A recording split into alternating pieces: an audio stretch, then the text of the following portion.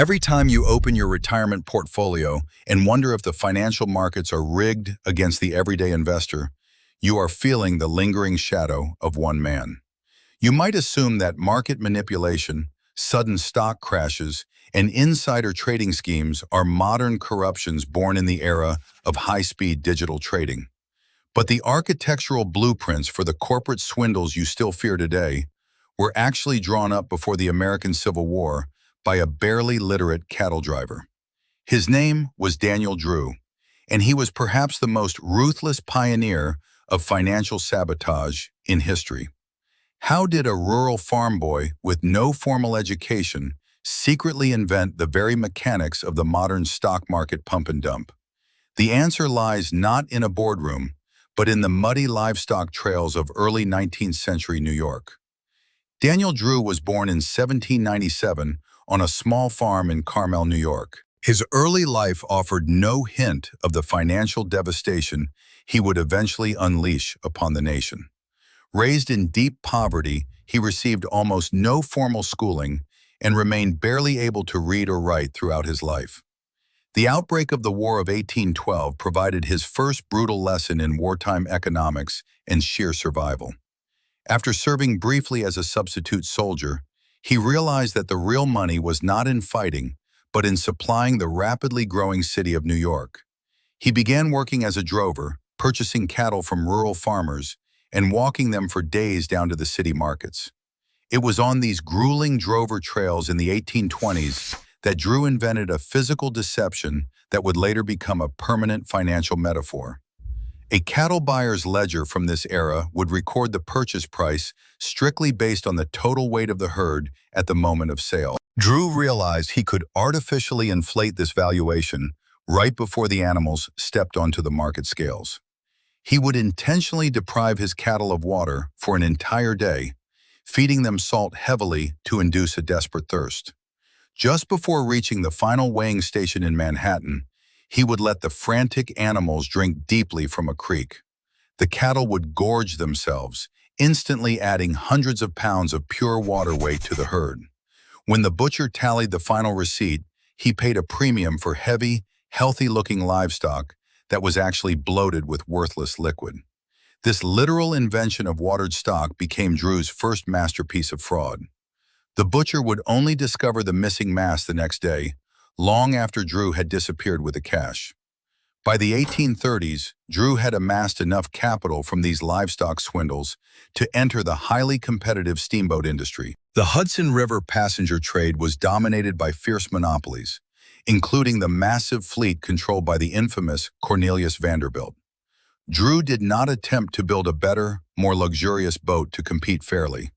Instead, he introduced a brutal strategy of predatory pricing that would later become a hallmark of corporate warfare.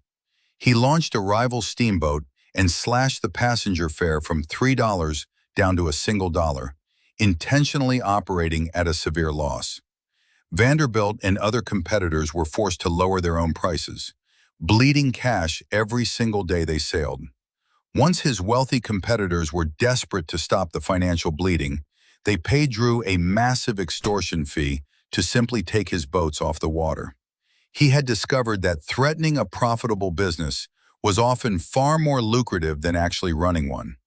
This extortion model proved so successful that he repeated it across multiple shipping routes. Having mastered the arts of artificial valuation and corporate extortion on the river, Drew turned his predatory gaze toward the ultimate financial battleground.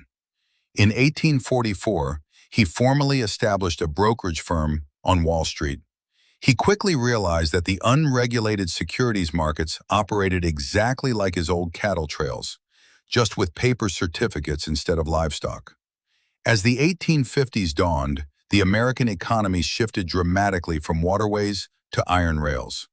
Drew saw that railroad corporations required massive amounts of public capital, making their shares highly volatile and perfectly suited for manipulation. He locked his sights on the Erie Railway, a sprawling but deeply indebted line connecting New York to the Great Lakes. During the brutal financial panic of 1857, the Erie Railway faced total bankruptcy. Drew used his immense personal wealth to issue a desperate loan to the struggling company. In exchange for this lifeline, the board of directors appointed him as the corporate treasurer, granting him direct access to the company vault. Once inside the executive office, Drew pioneered the modern bear raid, a predatory tactic designed to intentionally crash his own company's stock price for personal gain. He would spread false rumors of impending financial disaster to the press, while secretly instructing his brokers to sell massive blocks of Erie shares. Blind panic would immediately infect the trading floor, driving the price down to catastrophic lows within hours. The mechanics of this scheme were meticulously recorded in his private broker's margin ledger. This ledger tracked thousands of shares he had sold short, meaning he borrowed the stock, sold it at a high price, and waited for the manufactured panic to crash the value. He then bought the devalued shares back for pennies, returning the borrowed stock and pocketing the massive difference. By 1866, Drew had drained millions from the Erie Railway using these exact tactics, leaving the physical trains and tracks in dangerous disrepair. His old steamboat rival, Cornelius Vanderbilt, decided to forcefully take control of the railroad to stop the financial bleeding. Vanderbilt began buying every single available share of Erie stock to corner the market and oust Drew. Facing the wealthiest man in America, Drew realized he could not win a conventional financial battle. In 1867, he recruited two young, utterly ruthless protégés named Jay Gould and Jim Fisk to help him defend his control. Together, this trio devised a corporate loophole so audacious that it would fundamentally break Vanderbilt's corner. The secret lay in an obscure clause hidden deep within the original Erie Railway corporate charter document. This specific charter allowed the board of directors to issue new corporate bonds for the purpose of buying equipment and then convert those bonds directly into stock. Drew and his allies realized they could legally print unlimited new shares without shareholder approval. In the spring of 1868, as Vanderbilt aggressively bought shares, Drew unleashed his printing press in secret. A newly printed book of blank stock certificates provided the raw material for his ultimate swindle. He signed thousands of these fresh certificates, flooding the market with entirely new, unauthorized shares of Erie stock. Vanderbilt poured millions of dollars into buying the stock, completely unaware that Drew was simply printing new shares as fast as Vanderbilt could buy them. Drew had successfully adapted his old cattle trick to Wall Street, watering the corporate stock and diluting its value to nothing. Vanderbilt eventually realized he was buying worthless paper, and the market went into absolute shock. Realizing that corrupted judges loyal to Vanderbilt were preparing to issue immediate arrest warrants, Drew, Gould, and Fisk packed $7 million in cash into heavy satchels. Under the cover of darkness, they fled across the Hudson River to a heavily fortified hotel in Jersey City, New Jersey. From this exiled headquarters, they hired dozens of armed guards and prepared to defend their stolen fortune from any incoming police raids. Vanderbilt refused to accept defeat and immediately deployed his vast wealth to bribe lawmakers in the state capital of Albany. He demanded legislation that would retroactively make Drew's stock watering illegal and force the immediate return of his millions. Drew countered this move by secretly traveling to Albany himself, carrying a massive suitcase stuffed with cash. The state legislative voting record from that spring reveals the sheer scale of the corruption. Drew simply outbid Vanderbilt, purchasing the votes of state senators to pass a new law that retroactively legalized his fraudulent stock printing. This astonishing legislative victory proved that market manipulators could simply buy the laws they needed to legitimize their swindles. The Albany victory marked the absolute peak of Daniel Drew's untouchable power on Wall Street.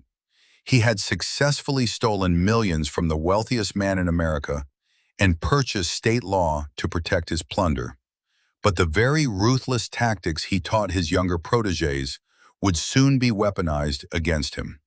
While Drew celebrated his legislative triumph, the physical reality of the Erie Railway deteriorated into a deadly public hazard. Because he had drained the corporate treasury to fund his market manipulation, no money remained to replace rotting wooden bridges or fractured iron rails. Tragic train derailments became increasingly common, proving that his paper swindles exacted a very real toll in human blood. During this period of absolute dominance, Drew cultivated a bizarre public image of extreme religious piety to mask his predatory nature. A heavily publicized philanthropic charter reveals he donated a massive sum of his manipulated wealth to found the Drew Theological Seminary in New Jersey. He sincerely believed he could buy spiritual salvation with the exact same stolen funds he used to purchase state senators. However, by 1870, Jay Gould and Jim Fisk had learned every dark art their mentor possessed. They secretly conspired to lock Drew out of the Erie Railway entirely, taking sole control of the corporate treasury. Drew found himself ruthlessly outmaneuvered by his own students, permanently stripped of the infinite printing press that had guaranteed his wealth. Without the railroad's treasury to absorb his massive trading losses, Drew's financial empire became dangerously fragile. The catastrophic financial panic of 1873 swept across the nation, triggering mass bank failures and a devastating stock market crash. Drew's massive portfolio of highly leveraged short investments collapsed almost overnight, trapping him in a mountain of unpayable debt. A sworn bankruptcy petition filed in 1876 formally documented the stunning totality of his ruin. The court records revealed that the man who once commanded tens of millions of dollars now possessed barely enough cash to buy a suit of clothes. The original architect of the modern stock swindle had been entirely devoured by the predatory market he helped build. Daniel Drew died in 1879, utterly destitute and largely forgotten by the American public. But while his personal wealth vanished, the toxic financial architecture he engineered permanently infected the global economy. He left behind a dark legacy that would dictate the brutal rules of corporate warfare for the next century and a half. The predatory strategies Drew invented on the livestock trails mutated into institutionalized market practices. His tactic of watering stock forced 20th century regulators to desperately try and mandate standardized corporate accounting. Yet the core concept of artificially inflating a company's perceived value before selling it to the public remains a persistent threat today. The predatory bear raid he perfected against his own railroad is now a heavily monitored but continuous feature of modern finance. A contemporary short seller's trading terminal operates on the exact same psychological principles of manufactured panic that Drew used in the 1850s. The only difference is the terrifying speed at which the fabricated terror spreads to everyday retail investors. The sheer scale of the fraud pioneered by Drew and his contemporaries eventually forced the federal government to intervene. The foundational regulatory framework of the Securities and Exchange Commission, established in 1934, reads like a direct criminal indictment of Drew's entire career. The agency was explicitly designed to outlaw the artificial market manipulation, insider trading, and corporate looting that he normalized. Furthermore, his brazen purchase of the Albany legislature established the modern playbook for regulatory capture. Wall Street learned from Drew that rewriting the legal code is often far cheaper than paying the penalty for breaking it.